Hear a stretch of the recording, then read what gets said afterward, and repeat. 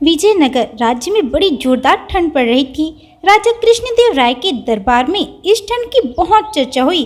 पुरोहित ने महाराज को सुझाया, महाराज, यदि इन दिनों यज्ञ किया जाए तो उसका फल उत्तम होगा। दूर दूर तक उड़ता यज्ञ का धुआं सारे वातावरण को स्वच्छ और पवित्र कर देगा। दरबारियों ने एक स्वर में कहा, बहुत उत्तम सुझाव है पुरोहित जी का। महाराज को यह सुझाव अवश्य पसंद आया होगा। महाराज कृष्णदेव राय ने कहा, ठीक है, आप आवश्यकता के अनुसार हमारी कोष से धन प्राप्त कर सकते हैं। महाराज, यह महान यज्ञ 7 दिन तक चलेगा। कम से कम 1 लाख स्वर्ण मुद्राएं तो खर्च हो ही जाएंगे। प्रतिदिन सवेरे सूर्योदय से पहले मैं नदी के ठंडे जल में खड़े होकर तपस्या करूंगा और देवी देवताओं को प्रसन्न करूंगा और अगले ही दिन से यज्ञ शुरू हो जाएगा। इस यज्ञ में दूर दूर से हजारों लोग आते और ढेरों प्रसाद बढ़ता है। पुरोहित जी यज्ञ से पहले सुबह सवेरे कड़कड़ाती ठंड में नदी के ठंडे जल में खड़े होकर तपस्या करते, देवी देवताओं को प्रसन्न करते। लोग यह सब देखकर और आश्चर्यचकित होते। एक दिन राजा कृष्णदेव राय भी सुबह सवेरे पुरोहित जी को तपस्या करते देखने के लिए गए। उनके साथ तेनालीराम भी था। ठंड इतनी थी कि दांत किटकिटा रहे थे। ऐसे में पुरोहित जी को नदी के ठंडे पानी में खड़े होकर तपस्या करते देख राजा कृष्णदेव राय ने तेनालीराम से कहा, आश्चर्य, अद्भुत करिश्मा है।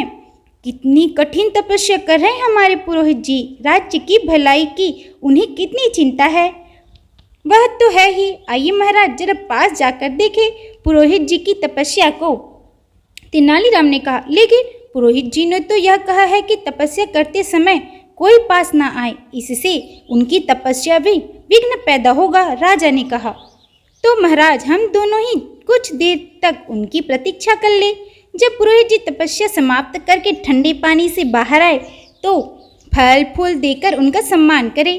राजा कृष्णदेव राय को तेनालीराम की यह बात जच गई। वह एक और बैठ पुरोहित को तपस्या करते देखते रहे। काफी समय गुजर गया, लेकिन पुरोहित जी ने ठंडे पानी से बाहर निकलने का नाम तक न लिया।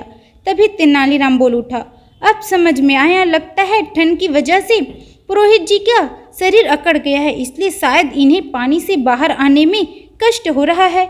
मैं इनकी सहायता करता हूँ। तेनालीराम नदी की ओर गया और पुरोहित जी का हाथ पकड़कर उन्हें बाहर खींच लाया। पुरोहित जी के पानी से बाहर आते ही महाराज हैरान रह गए। उनकी समझ में कुछ नहीं आ रहा था। वे बोले, अरे पुरोहित जी की तपस्या का चमत्कार तो देखो। इनकी कमर से नीचे का सारा शरीर नीला हो गया। तेनालीराम हंसकर बोला, यह कोई चमत्कार नहीं है महाराज। यह देखिए, सर्दी से बचाव के लिए पुरोहित जी ने धोती के नीचे नीले रंग का जलरोधक पजामा पहन रखा है। राजा कृष्णदेव राय हंस पड़े और तेनालीराम को साथ लेकर अपने महल की ओर चल दिए। पुरोहित दोनों को जाते हुए देखता रहा। तो आज की कहानी में बस इतना ही। अगर आप लोगों को मेरा ये वीडियो पसंद आए तो लाइक सब्सक्राइब करके अपना सपोर्ट बनाए रखें। तो मिलते हैं अगली वीडियो में। Bye bye.